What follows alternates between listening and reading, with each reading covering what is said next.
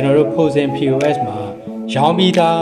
ဘောင်ချာတွေပေါ့နော်ရောင်းပြီးသား receipt တွေကျွန်တော်ဘယ်လိုမျိုး refund ပြန်လုပ်မလဲပေါ့ဘယ်လိုပြန်အမ်းပေးမလဲပေါ့နော်ဆိုတော့ကျွန်တော် application လေးဖွင့်လိုက်မယ်ဖွင့်ပြီးလို့ရှိရင်ကျွန်တော်သတ်မှတ်ထားတဲ့ passcode နဲ့ဝင်လိုက်မယ်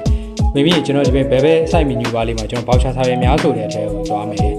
voucher စာရွက်များထဲရောက်တဲ့ချိန်ကျတော့ရှင်ဒီထဲမှာကျွန်တော်တို့ရောင်းထားတဲ့ voucher စာရွက်တွေအများကြီးရှိတဲ့အထဲမှာကျွန်တော်ဒီမှာပြန်အပ်တော့ရောင်းရှိအောင်နော်ဆိုတော့ကျွန်တော်အဲ့လိုပြန်အပ်တော့ရောင်းတစ်ခုကိုလုပ်မယ်နော်ဆိုတော့ကျွန်တော်ဒီ1320နဲ့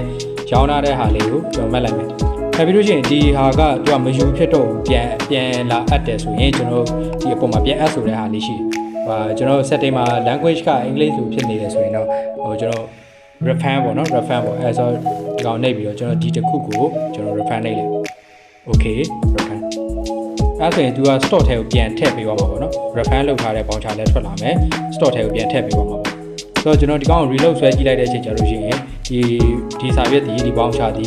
ကျွန်တော် refund ဖြစ်သွားပြီပေါ့ဆိုတော့အဲ့လိုမျိုးမဟုတ်ဘဲနဲ့များတဲ့ပစ္စည်းတွေပေါ့နော်ပစ္စည်းများတဲ့ဟာဆိုရင်ကျွန်တော်ဒီကောင်ကို refund လုပ်ကြည့်မယ်ပြန်အပ်မယ်ဆိုတော့3ခုရှိတယ်ဘယ်တစ်ခု refund လုပ်တာလဲတစ်ခုချင်းစီကိုလုပ်တာလားဒါမှမဟုတ်3ခုစလုံး refund လုပ်တာလားဆိုတော့အကယ်၍သူကနမူနာကိုပဲလုပ်တယ်ဆိုရင်ဒီနမူနာပစ္စည်းတစ်ခုပဲလုပ်တယ်ဆိုရင်အဲ့ပစ္စည်းထဲမှာသူက4ခုရှိတယ်တစ်ခုအဲ့4ခုတည်းတစ်ခုပဲလုပ်တာလား4ခုစလုံးပြန်ပြီးတော့ refund ပြန်လာလုပ်တာလားဆိုပြီးတော့လည်းကျွန်တော်တို့မှတ်လို့ရတယ်တကယ်လို့2ခုပဲလုပ်တယ်ဆိုရင်ကျွန်တော်2ခုရွေးလိုက်မယ်ပြီး confirm ပေးလိုက်ရင် refund voucher တစ်ခုထပ်ထွက်လာမယ်အဲ့မှာ2ခုလုပ်ထားတယ်ပေါ့နော်2ခုလုပ်ထားတဲ့ refund voucher တစ်ခုထွက်လာဒါ2ခု refund လုပ်လိုက်တယ်ဒါကတော့ refund လေးပေါ့နော် refund လုပ်ချင်တယ်ဆိုရင်ကျွန်တော် voucher size setting ထဲက voucher size များထဲကိုသွား voucher size များထဲမှာကိုလုပ်ချင်တဲ့ voucher ကို map ပြီးလို့ရှိရင်ပေါ် refund ဆိုတာလေးနှိပ်လိုက်ရပါတယ်